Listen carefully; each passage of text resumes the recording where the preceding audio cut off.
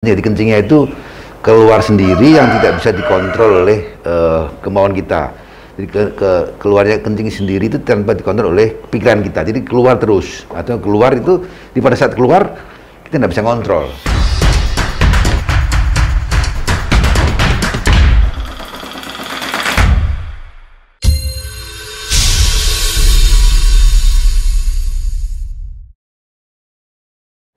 Assalamualaikum warahmatullahi wabarakatuh. Salam sejahtera bagi kita semua.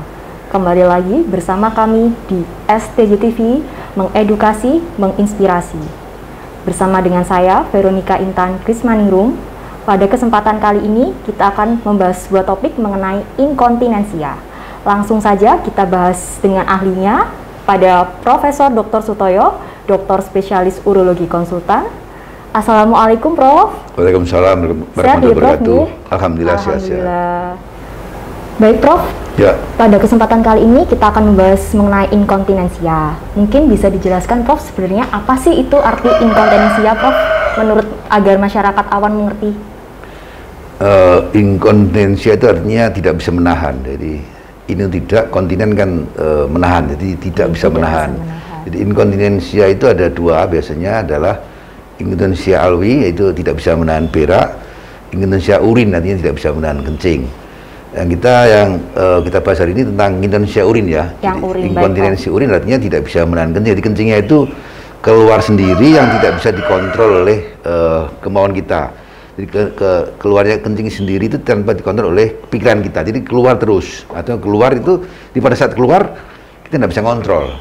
Tahu-tahu keluar sendiri, itu namanya inkontinensia urin ya. Jadi tiba-tiba keluar, jadi artinya tidak bisa dikontrol dengan otak kita, jadi keluar sendiri itu langsung otomatis gitu ya, Prof? Ya, keluar sendiri itu gitu. tanpa kontrol kita, tanpa pengendalian kita itu. Bagaimana, Prof, inkontinensia bisa terjadi? Apakah ada jenis-jenisnya seperti itu, Prof?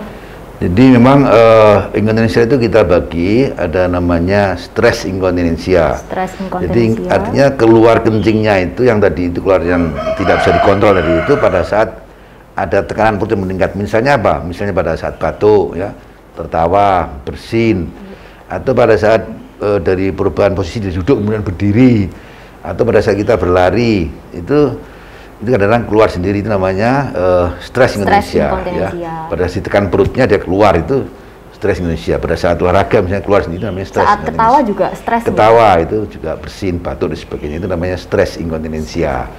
Kemudian ada lagi namanya urge inkontinensia. Jadi artinya jadi urgent, itu kebelet sekali. Pada saat kebelet belum ketemu, sampai ketemu toilet belum ketemu, atau belum ketemu tempat kencing, atau sudah keluar sendiri, jadi tidak bisa dikontrol, keluar sendiri, namanya urge inkontinensia. Jadi kebelet terus keluar.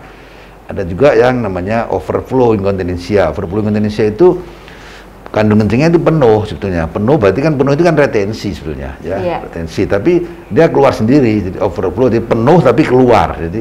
Jadi dia kalau ditanya bisa kencing tapi dilewer itu ya, tapi sebetulnya dalam kandung kencingnya masih ada isinya itu. Jadi dia ada retensi tapi ada keluar, dia dilewer gitu ya, namanya overflow inkontinensia. Ada juga yang namanya yang true inkontinensia, jadi keluar terus, tidak bisa nahan sama sekali. Mungkin biasanya kan yang keluar terus biasanya ada fistel ya, ada lubang ya, antara lubang kandung kencing dengan di luar ya, fistel begini, itu ada keluar. Jadi keluar terus menerus, jadi artinya tidak bisa nahan sama sekali. Jadi itu memang sama sekali tidak dipengaruhi posisi, tidak dipengaruhi oleh tekanan perut yang meningkat, pokoknya keluar terus, namanya true inkontinensia. Itu biasanya karena ada fistel, itu biasanya begitu ya. Oh, baik, terima kasih nih, Prof. Baik, pemirsa, telah dijelaskan dengan Prof ada 4 macam mengenai jenis inkontinensia. Yang pertama yaitu ada stres, lalu urgent, dan overflow, dan true. Yang sering dikeluhkan biasanya yang mengenai stres, yaitu pada saat ketawa atau pada saat kita jogging tiba-tiba keluar nih, Prof. Ya, seperti itu. Lalu pemeriksaan apa nih, Prof, ya yang sering dilakukan pada tentang inkontinensia ini? Ya, pemeriksaannya seperti penyakit yang lain sama ya. Jadi selalu dimulai dengan anamnesa ya. Datang misalnya dia ngomong, "Dok, saya kencing saya kok keluar ya." Keluhannya gitu, Prof. Keluhan kencingnya keluar sendiri, dok. Keluarnya bagaimana, pada saat apa? Misalnya pada saat saya batuk keluar, dok. Pada saat saya bersin keluar. Terus kemudian itu ngomongnya pasien kan, jadi keluarnya begitu. Terus pada saat saya perubahan posisi kok keluar, dia habis duduk kok jalan kok keluar, atau mungkin pada saat saya berlari misalnya keluar. Kemudian juga misalnya saya pada saat apa itu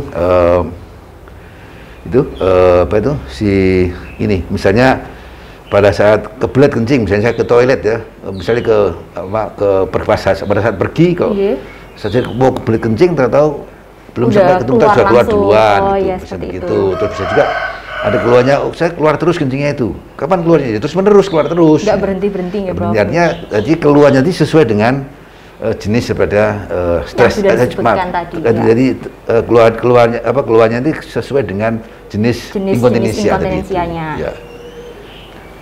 Lalu selain tadi itu pemeriksaannya kan? Iya, pemeriksaannya. Ya, itu keluarnya kan? Iya, yang tadi keluarnya. Ya. Terus, yang pemeriksaannya? Ya, pemeriksaannya biasanya tetap tadi itu. Jadi anamnesa tadi itu. Anamnesa. Ya, kemudian pemeriksaan fisik tentunya. Fisik. Ya, dites kalau misalnya melihat stres Indonesia ya diperiksa. Pasien disuruh batuk keluar apa tidak. Dilihat jadi pasien disuruh tiduran batuk keluar apa tidak, bersin keluar apa tidak. Batuk kan bisa disuruh kan bisa, ya kan? Oh berarti kalau demikian ya berarti ini stres Indonesia, ya kan? Kalau dilihat terus nggak pernah berhenti misalnya.